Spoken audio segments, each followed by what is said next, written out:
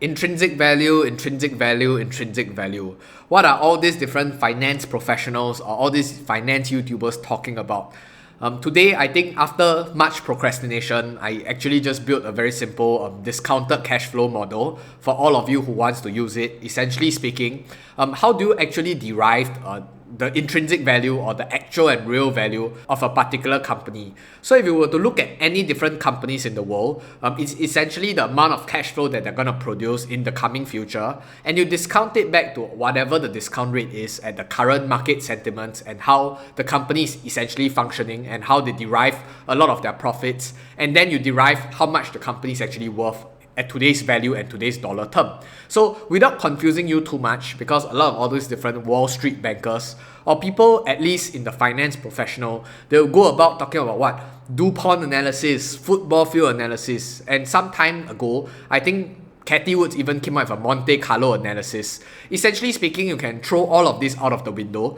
A lot of all these different analysis in finance is actually more of an art than a science. Even though you might see that, hey, a lot of all these models that they build on Excel, there are a lot of numbers. It feels a lot more quantitative than qualitative. But I can assure you, most of them probably don't know what they're talking about as well. Most of them just need some number or something to help substantiate their point and substantiate their perspective. So in this video, I'll just guide you through how to simply use my discounted cash flow model. And more importantly, there are a few disclaimers that you have to understand. Your calculation might be off tangent with the actual price that the company or the ticker symbol is trading at. This can be attributed to namely two main reasons. Number one, maybe you're too optimistic or too pessimistic in terms of your projection.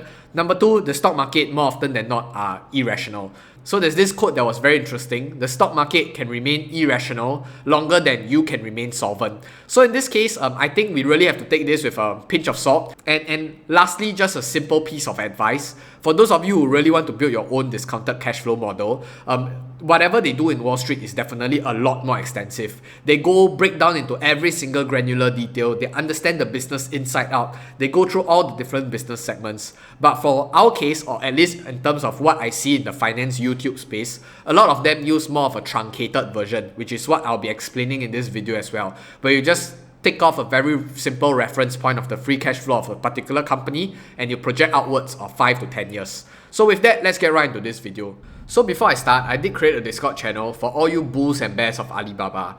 It's definitely a platform for you guys to discuss, debate, or even dispute different theses or different arguments. The primary objective of the Discord channel is really to create the entire network effect for people to share different articles, share different viewpoints, and for people to just create a community surrounding Alibaba, whether you love it or whether you hate the stock. I think we are all welcoming. So if you're interested, please click in the link in the description box down below.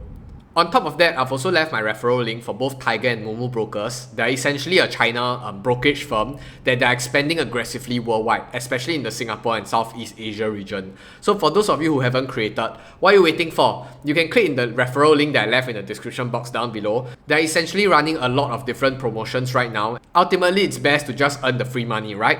With that, let's get right into today's topic. So as you can see in this entire Excel sheet itself, of course, I'll definitely be using the one and only company that I have been constantly talking about, which is Alibaba, and tell you and walk you through how I calculate the intrinsic value of Alibaba. And in this case, you can see that in all these different green outlets or in these green cells in the Excel folder, it's all the numbers that you have to input yourself. Intuitively, most of you will look at it from left to right, but in this case, we'll look at it from right to left. So firstly, because it's a discounted cash flow model, we will first have to derive what is the free cash flow of a particular firm. So in this case, this is just the formula of how you derive a free cash flow. And all these different numbers that are written here can be derived from all the different financial statements of the company. And for those of you who are lazy, you can essentially type, what is the cash flow from operating activities from Alibaba, and just Google it.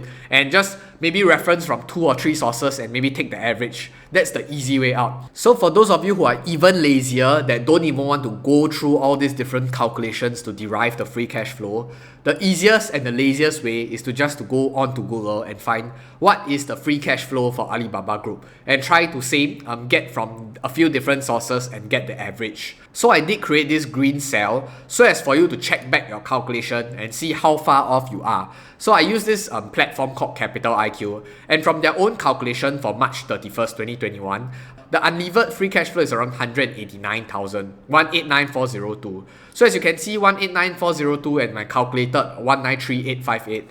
It's not too much of a difference.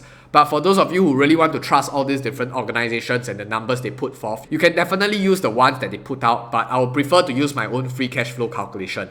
And because this is from renminbi and in yuan, right, so I have to convert back into USD to calculate the USD price, because this is ultimately BABA ticker symbol. So after calculating this, it's all automated. Once you key in the figure, they will calculate on its own. So this free cash flow value will then be fed back into all these different calculations. So now, to bring you back into the juicy part and the main meaty part of this entire calculation and tabulation.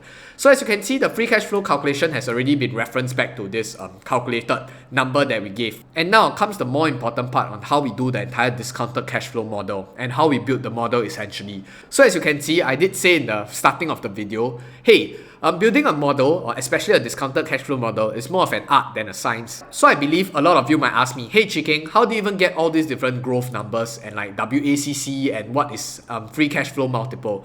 I can tell you straight away, right off the top of my head, how I get all these numbers. I essentially pulled it out from my ass, but of course with substantiation and research. So now, if you were to really understand and look into how Alibaba has been growing throughout the years and just looking at the key statistics provided by this platform, look at the growth rate of Alibaba. 58%, 50%, 35%, 40%, 40%, 28%. So all these are all the projected revenue calculated by the different analysts. So they say that in 2022, they might grow at 28%, 2023, 20, 2024, 19%. So these are all different analyst estimates. I definitely do not buy into their estimates because I think Alibaba is actually still in the hyper growth stage, to be honest. But honestly, some of you might say, hey, revenue growth doesn't equate to free cash flow growth, and that's extremely true. But I think a caveat that needs to be said throughout when building the entire model itself is, it's better to be pessimistic than optimistic. There's no point trying to hype up a stock and pump Alibaba stock up, saying that, hey, they'll be growing 40% year on year for the next 5 years, and just to convince yourself that, hey, your buying price is good. So it's definitely good to be more pessimistic and be more conservative in terms of your estimate. So in terms of that, the first row is the growth of the first year 1 to year 5. The category goes in base case, best case, and worst case. So in my base case, I assume that Alibaba grows at 17.5% for the first 5 years. Best case 25%, worst case 12.5%. Some of you might say it's optimistic, some of you might say that it's very conservative. So ultimately I say that it's more of an art than a science. It's really your own obligation and it's really your own postulation in how you think Alibaba will turn out as a business and how they will grow in the coming 5 to 10 years. So this is the first 5 years, and the second portion is the next 5 years. So this is ultimately the growth trajectory of Alibaba in 10 years to come. So some of you might ask, is 5 years not enough? Sure, some of them like to use 5 years, some of them like to use 8 years, some of them like to use 10 years. To me, I think 10 years is more standardized because it's easier for you to project, and more importantly, it gives the company a lot more leeway for them to demonstrate what they've been doing and what they've been investing, especially in Alibaba's case as well. So then some of you might ask me, hey, what is WACC? So the long form of WACC is weighted average cost of capital, and it's essentially the discount rate. So I have been receiving a few comments about why do we use WACC and not just use the Treasury rate, for example. Take a look. The Treasury rate is essentially the risk-free rate. People who put their money in the Treasury bills or the T-bills or the T-bonds essentially get back their money guaranteed by the US government. So why not use those rates to discount back? Essentially because those are deemed as the risk-free rate, right? So why do we use WACC instead of Treasury bills? That's a very good question. So a very dumbed-down explanation of WACC just means that, hey, we want to take into account the risk profile of different companies. So a business model like Alibaba compared to a business model of Apple and Google, they definitely have different risk profile because number one, they're in different industries. Number two, they have different revenue streams as well. And number three, ultimately, you have to take into account all the different risks as well, like political risks, industry risks, regulatory risks, and stuff like that. So with this different risk profile of different governments, they have different lending rates. And in terms of financing the entire business, they can do it via two ways. Simply put, via equity or via debt. So WACC is just a very short form answer in trying to capture all these different risks, taking into account the rate of borrowing for debt and equity. And in this case, I put a WACC of 12% for Alibaba. Honestly, you just go and do a quick Google search right now on Google or whatever platform. For those of you who use Microsoft Edge, please go and use Microsoft Edge as well. If you just do a quick Google search of what is the WACC of Alibaba, a lot of you can come up with different answers. Different platforms might give you 6%, 8%, 10%, 12%. So why did I use 12%? Because using a higher discounted rate means that you are having a more conservative estimate. Using a lower discounted rate, so for example, some of you that suggested using the Treasury bill, which is essentially like what, 0.5% or 1.2% right now. So $100 discounting 1.2% for 1 year will probably give you like $90 over dollars, while using a 12% discount rate for $100 will probably give like $80 plus dollars. So in this case, by having a higher number just means that you are much more conservative in terms of your estimate. And general consensus is, I think 12% is already on the high side for the WACC of Alibaba. So for those of you finance professionals out there who wants to build your own WACC, please go ahead. I think this entire Excel and model is really a much simpler and dumbed down version for all you viewers that are interested in building your own DCF model. And lastly, I'm using an FCF multiple. In the long form just means free cash flow multiple. And I'll explain a little bit more on why do we need this multiple. So I settled with 15, 18 and 12 is because I did a comparables between Alibaba and Amazon. So Alibaba's free cash flow multiple has been hovering around the 30 to 40 range, as you can see in the last 3 years. And in this case, I really took a 15, 18 and 12 approach because I really wanted to say that, hey, in 10 years, Alibaba will probably be quite a matured company. And the more mature you are, the lower the multiple is because your expected growth rate will tend to slow down. A lot of all these multiples will tend to draw back and the market will not treat you like the next unicorn. But that said, if you do really look at Amazon's free cash flow multiple, they're actually still hovering at around 40 to 50 range. But because you have to understand that, hey, you're talking about a US company versus a China company, even though you might want to think that, hey, China company are worth a lot more from the current valuation, I would still like to preach that, hey, we should still be a lot more conservative. So I think using a 12 to 18 free cash flow multiple isn't that too much of an ask. So right now, if going back to the entire model itself, this entire white portion you do not have to touch because all of them are denoted with all the different formulas. Next, looking at this probability table. So having a probability table just tells you that how confident you are in these different scenarios playing out. Right now I put a 60% for base, 15% for best, and 25% for worst. 25% for worst, some of you might ask me where I get the number. Again, I would like to say that the numbers are out from my ass. So for those of you who want to follow me, for those of you who believe in my thesis, then you can follow my numbers. But for those of you who want to play around and tinker around with the numbers, please go ahead. I'm not stopping you. Next, regarding the outstanding shares, this is easily Googleable. The current share price is also easily Googleable. So with that, you can see that, hey, the price target of Alibaba right now is $320. So does that mean that the intrinsic value of Alibaba right now is at $320? The answer is yes and no.